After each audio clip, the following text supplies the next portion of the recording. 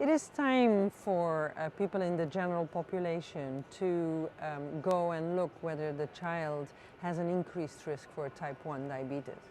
Why? First of all, because if you know your child has autoantibodies, you will also get not only the information on the higher risk of type 1 diabetes, but you would also get education, information on how to watch over this child and prevent this child from becoming sick, and then I mean really sick, going into diabetic ketoacidosis, so a life-threatening situation.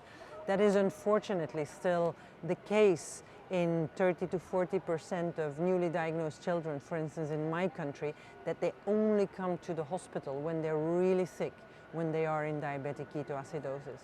So for a parent, being able to detect abnormalities in glucose in a child before he or she gets really sick is so important.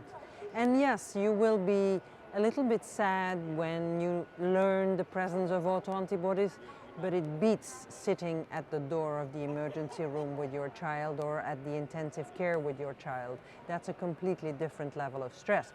So that's one good reason. The other good reason is that we're now in the stage where we are getting our hands on disease-modifying therapies, where we know that they have some effect in newly diagnosed individuals, and where we also know that just before the diagnosis of diabetes they can also work.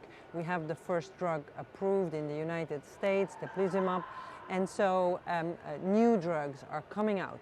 So we need to gear up and get ready for these disease-modifying therapies also in people with just autoantibodies.